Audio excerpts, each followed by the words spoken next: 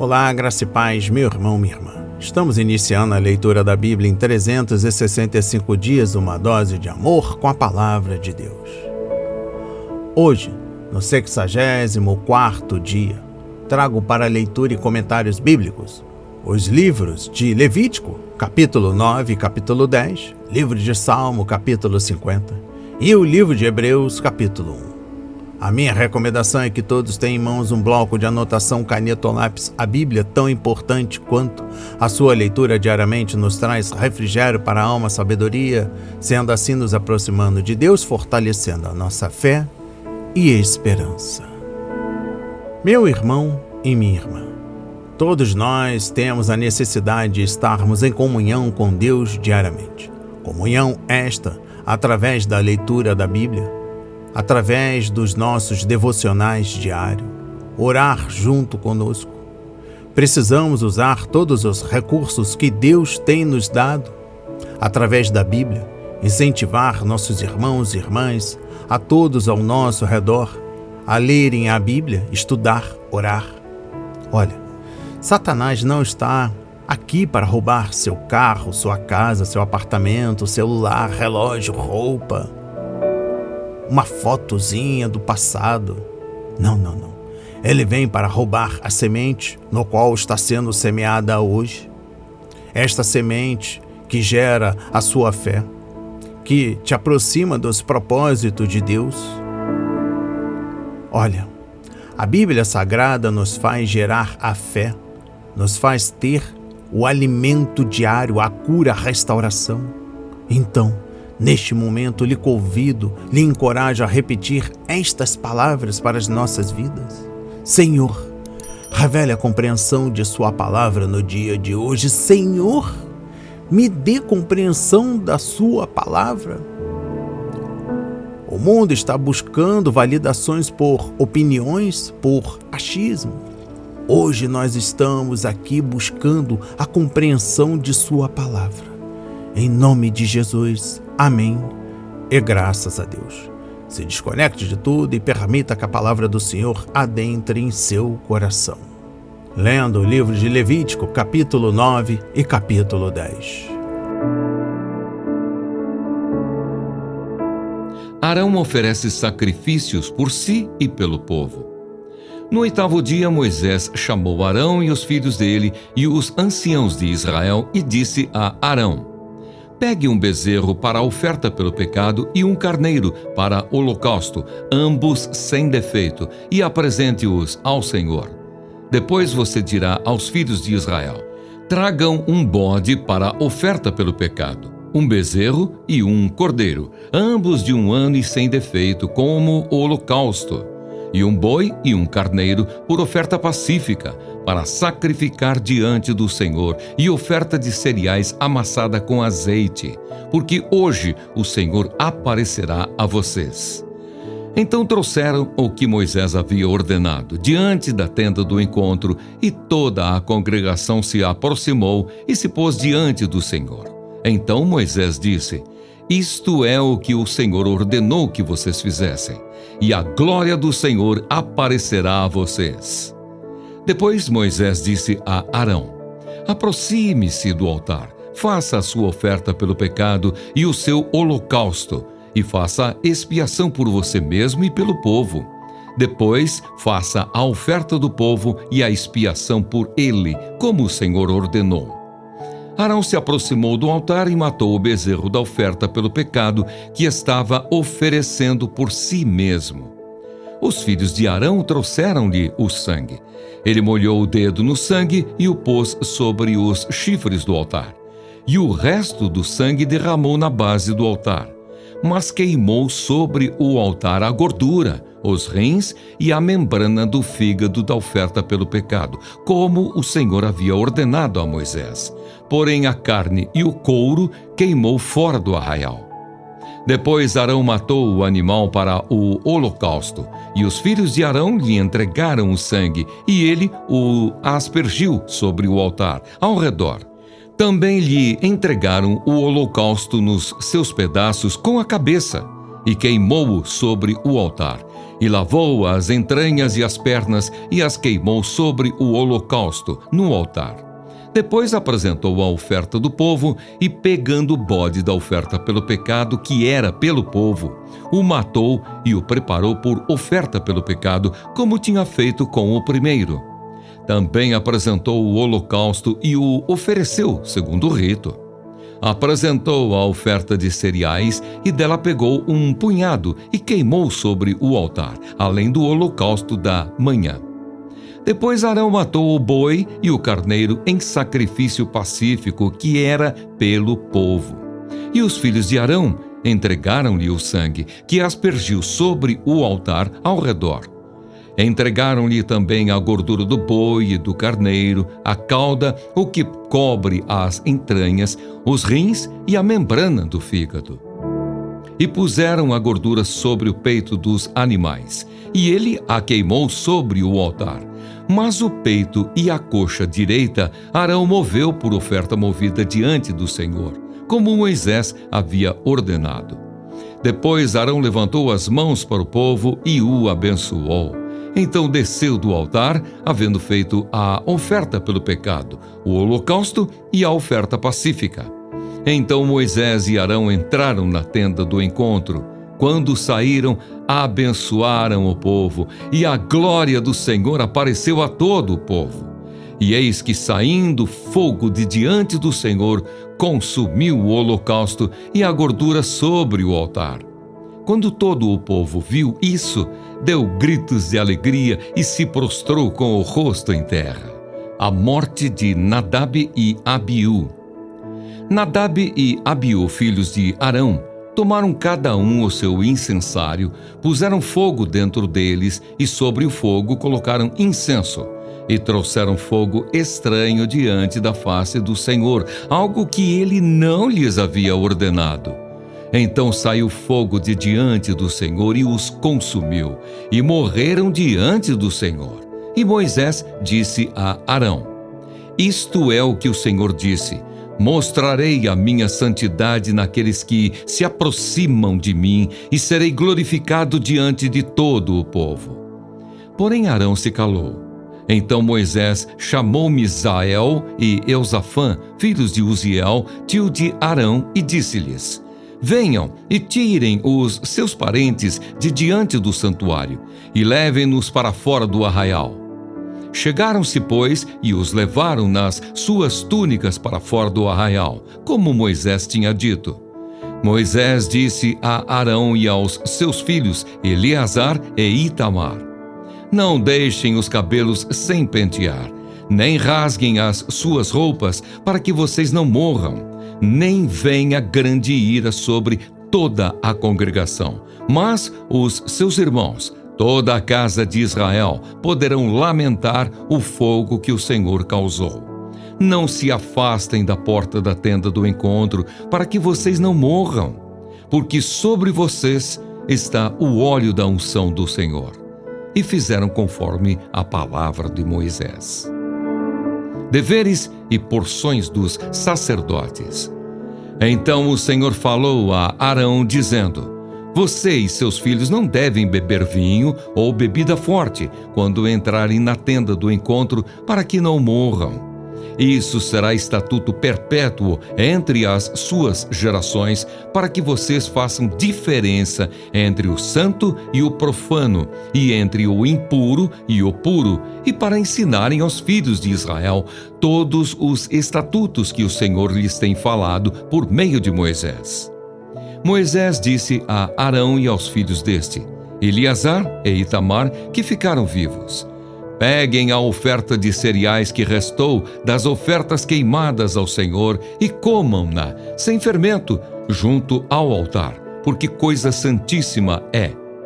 Comam-na em lugar santo, porque é a porção que foi dada a vocês e aos seus filhos das ofertas queimadas do Senhor, porque assim me foi ordenado.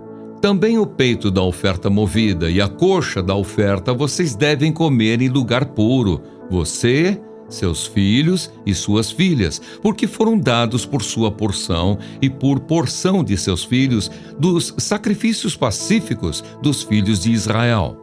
Trarão a coxa da oferta e o peito da oferta movida com as ofertas queimadas de gordura, para mover por oferta movida diante do Senhor.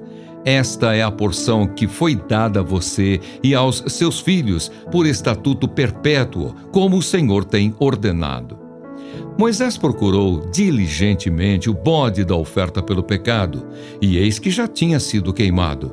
Por isso Moisés indignou-se contra Eleazar e contra Itamar, os filhos de Arão, que ficaram vivos, e disse: Por que vocês não comeram a oferta pelo pecado no lugar santo? Pois coisa santíssima é, e o Senhor a deu a vocês, para levarem a iniquidade da congregação, para fazerem expiação por eles diante do Senhor. Eis que desta oferta o sangue não foi trazido para dentro do santuário. Certamente vocês deviam tê-la comido no santuário, como eu havia ordenado. Arão respondeu a Moisés: Eis que hoje meus filhos ofereceram a sua oferta pelo pecado e o seu holocausto diante do Senhor, e mesmo assim, tais coisas me aconteceram. Se eu hoje tivesse comido a oferta pelo pecado, será que isso teria sido aceito aos olhos do Senhor? Quando Moisés ouviu isso, deu-se por satisfeito.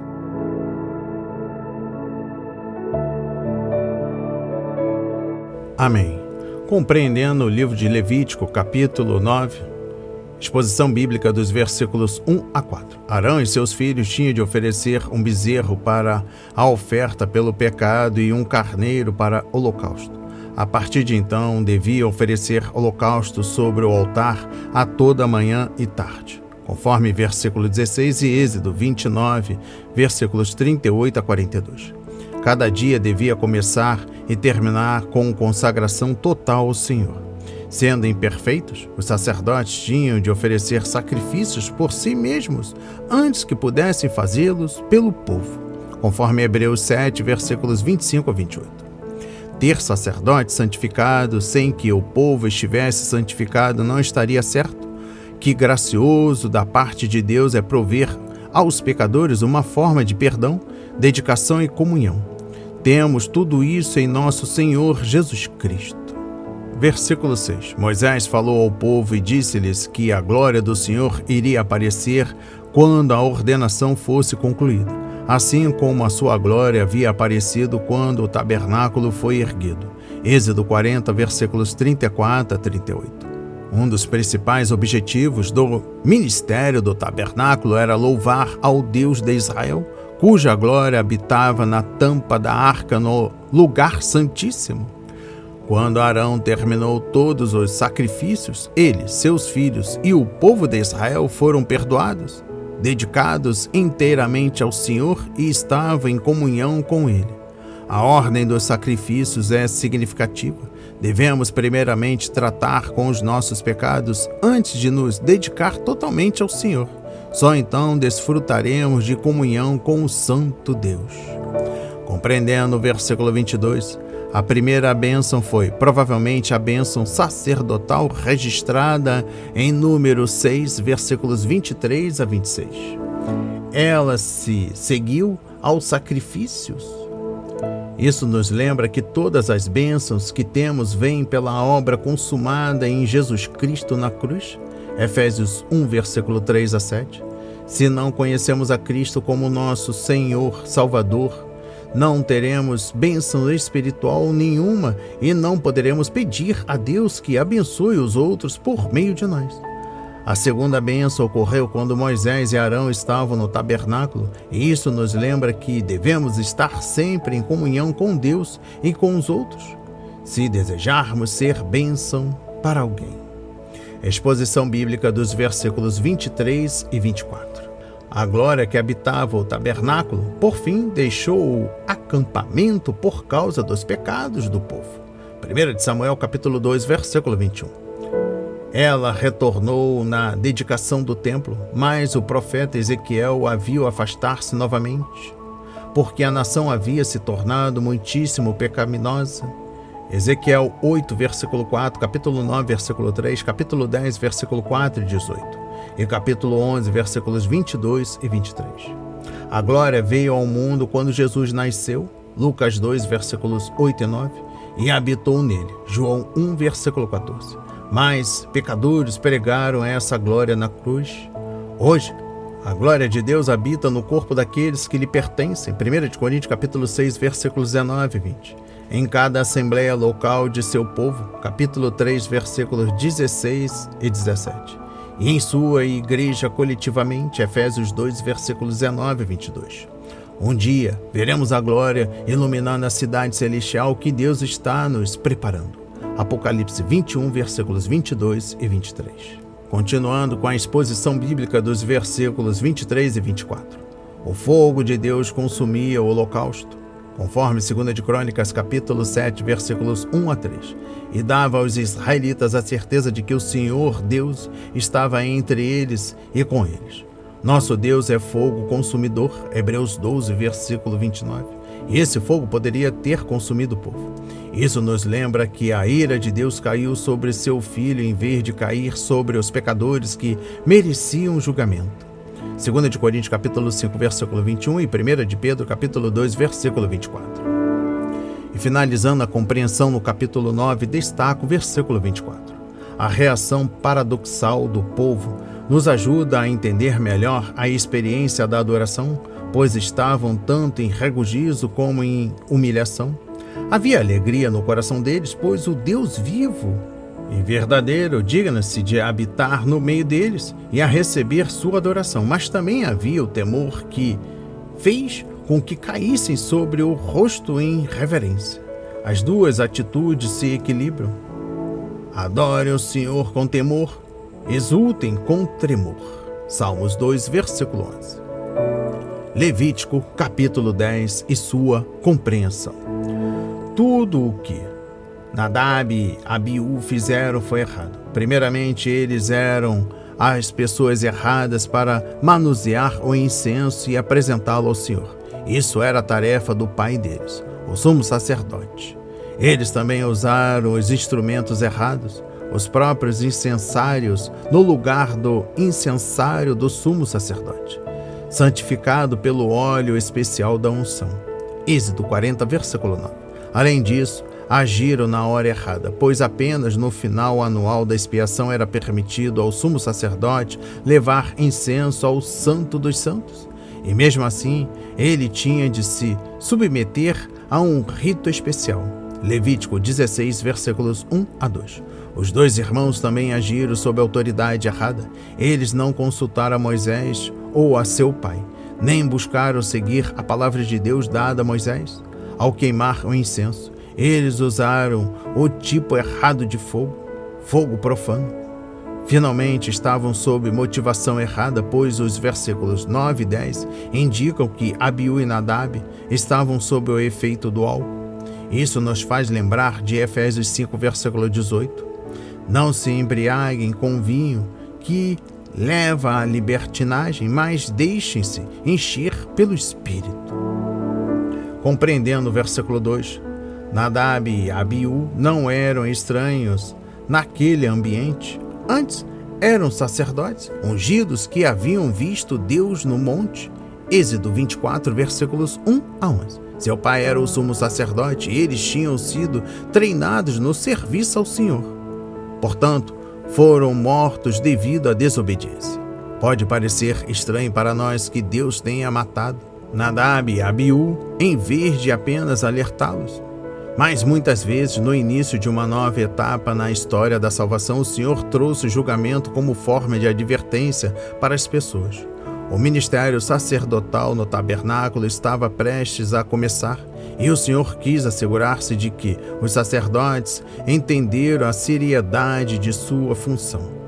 Quando Israel entrou na terra prometida, Deus usou a desobediência de Acã como um aviso. Josué 7. Assim também foi com a morte de Uzá, quando a arca estava sendo levada para Jerusalém. 2 de Samuel capítulo 6, versículos 1 a 7. Logo no início da era da igreja, a morte de Ananias e Safira serviram também como uma advertência para que os santos não tentassem mentir para Deus. Atos 5. Não era suficiente que os sacerdotes ensinassem ao povo a distinção entre o santo e o profano. Isso devia ser algo prático na vida deles também. Este é um dos encargos da mensagem de Ezequiel, o profeta. E finalizando a compreensão no capítulo 10, exposição bíblica dos versículos 16 a 20. À primeira vista, Eleazar e Itamar pareciam tão encrenqueiros quanto seus irmãos que haviam morrido naquele mesmo dia. Mas eles foram escrupulosos ao tentar seguir as instruções de Moisés da melhor forma possível. Eles deveriam ter comido parte da oferta pelo pecado dentro do tabernáculo e queimado o resto, mas, em vez disso, deixaram de comer o que lhe cabia e queimaram o sacrifício inteiro. Da espontânea vontade, preferiram abrir mão de um privilégio por respeito, contrição e temor, a despeito. Cumpriram fielmente a lei que determinava que todo sacrifício fosse queimado. Quando Moisés percebeu a intenção deles e constatou que aquela atitude não havia violado o mandamento de Deus, essa explicação foi satisfatória. Versículo 20. Deus certamente não os puniria por suas ações. Como sempre, o Senhor não vê como o homem vê. O homem vê com a aparência, mas o Senhor vê o coração. 1 Samuel capítulo 16, versículo 7.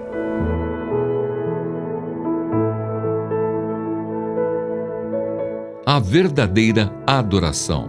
Salmo de Asaf. Fala o poderoso, o Senhor Deus, e chama a terra desde o oriente até o ocidente. Desde Sião, excelência de formosura, resplandece Deus. O nosso Deus vem e não guarda silêncio.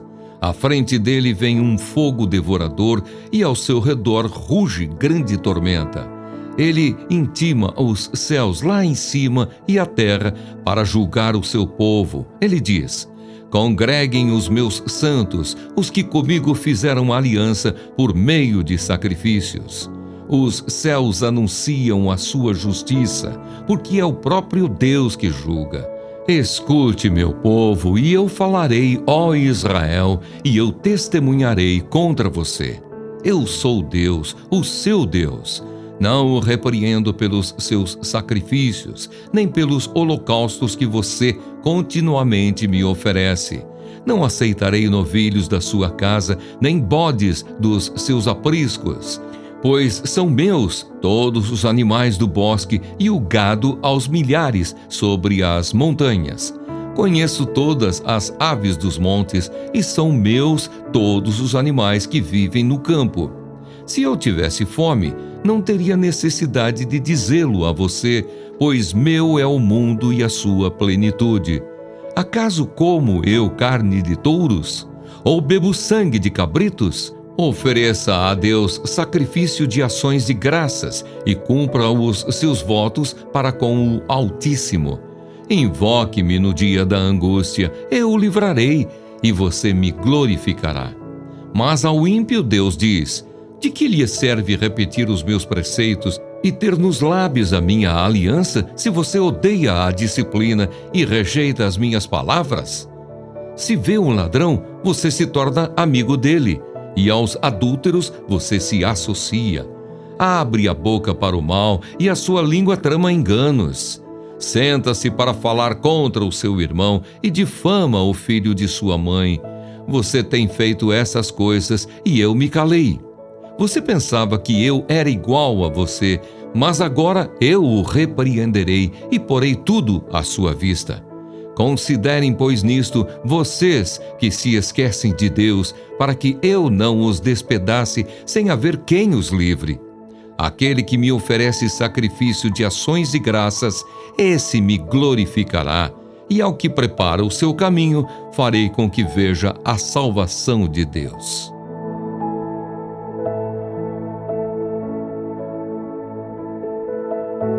Compreendendo o livro de Salmos, capítulo 40, trago a exposição bíblica dos versículos 1 a 6.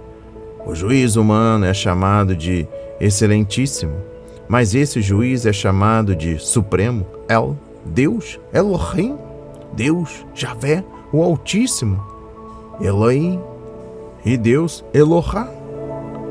Ele é o juiz, promotor e jurado, e sabe tudo sobre aqueles que estão sendo julgados. Ele chama o céu e a terra para testemunhar o processo. Compreendendo o versículo 2, quando esquecemos a transcendência de Deus, achamos mais fácil pecar. A arca estava com o povo no monte Sião, Emanuel, Deus conosco. Mas a nação não deve se esquecer do Sinai, onde seu Deus revelou sua santidade e grandeza. O salmista louvou Sião por sua beleza, mas também quis que lembrássemos o esplendor, beleza, de seu santuário. Referência Salmo 29, versículo 2. Exposição bíblica dos versículos 4 a 6. Deus é o juiz e o julgamento começa com o seu povo. E ele chama de seu povo aqueles que lhes são fiéis, ou seja, um povo separado exclusivamente para o Senhor por causa da Santa Aliança. Alguns dentre seu povo pecaram e ele, além de agir com longanimidade para com eles, ficou em silêncio sobre o assunto. Salmo 50, versículo 3 e 21.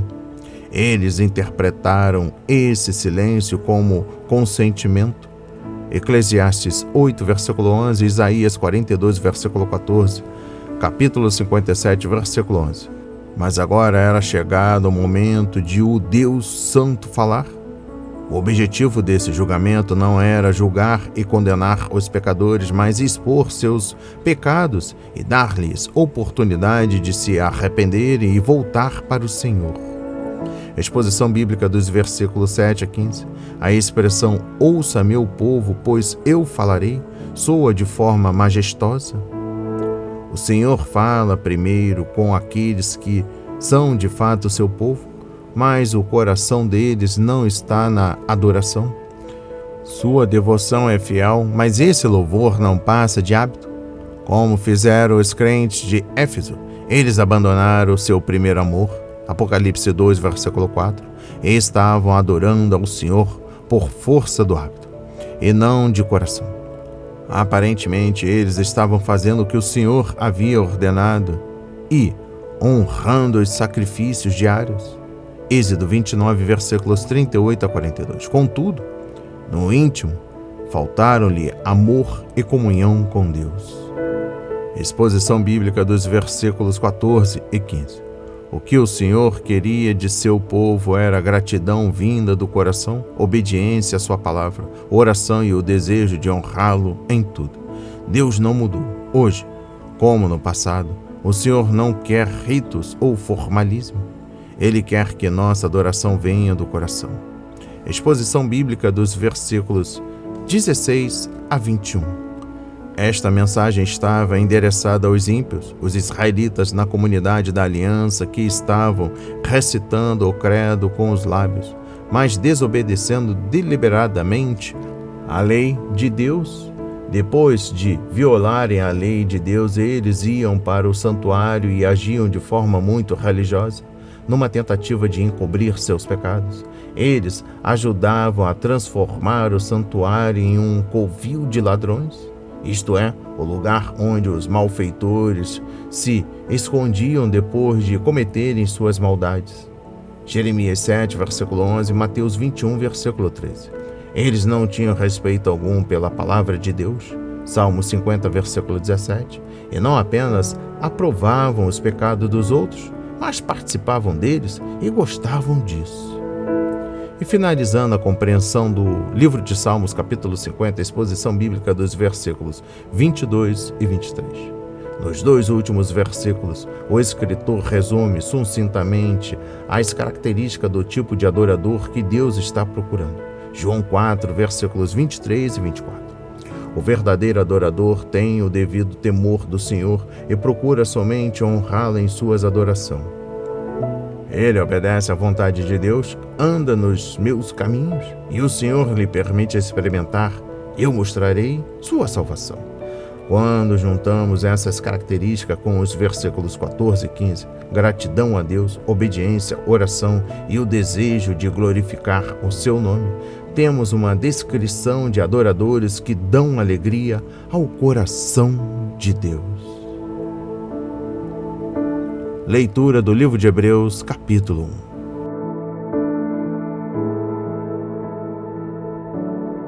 1. A revelação de Deus. Antigamente, Deus falou muitas vezes e de muitas maneiras aos pais pelos profetas, mas nesses últimos dias nos falou pelo Filho, a quem constituiu herdeiro de todas as coisas e pelo qual também fez o universo. O Filho, que é o resplendor da glória de Deus e a expressão exata do seu ser, sustentando todas as coisas pela sua palavra poderosa, depois de ter feito a purificação dos pecados, assentou-se à direita da majestade nas alturas, tendo se tornado tão superior aos anjos quanto herdou mais excelente nome do que eles. O Filho e os anjos.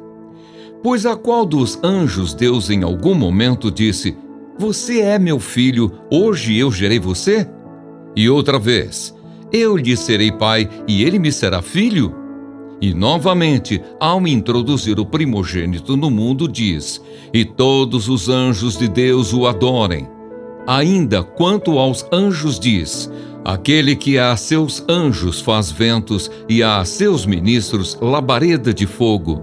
Mas a respeito do Filho diz: "O teu trono, ó Deus, é para todo o sempre. Cetro de justiça é o cetro do teu reino. Amaste a justiça e odiaste a iniquidade.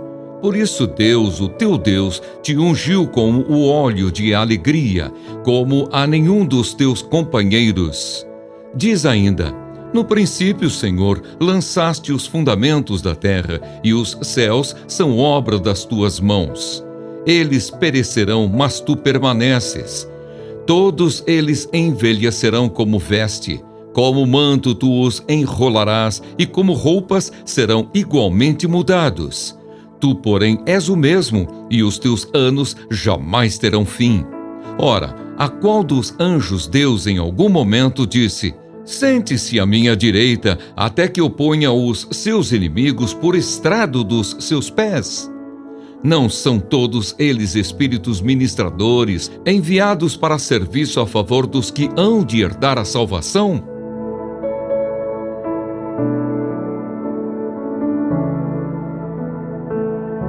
Amém. Compreendendo o livro de Hebreus, capítulo 1. Exposição bíblica dos versículos 4 a 14. A primeira grande seção desta carta inclui 7 citações do Antigo Testamento, todas provando a superioridade de Cristo aos anjos. Algumas delas não trazem as palavras exatas daqueles textos bíblicos, mas estudiosos explicam que o escritor citou a versão grega do Antigo Testamento hebraico, conhecida como Septuaginta. Eliminar as provas apresentadas nessas citações seria impossível. Jesus Cristo é maior do que os anjos. Isso significa que ele também é maior do que a lei, a qual os anjos ajudaram a entregar ao povo de Israel. Exposição bíblica dos versículos 4 a 5.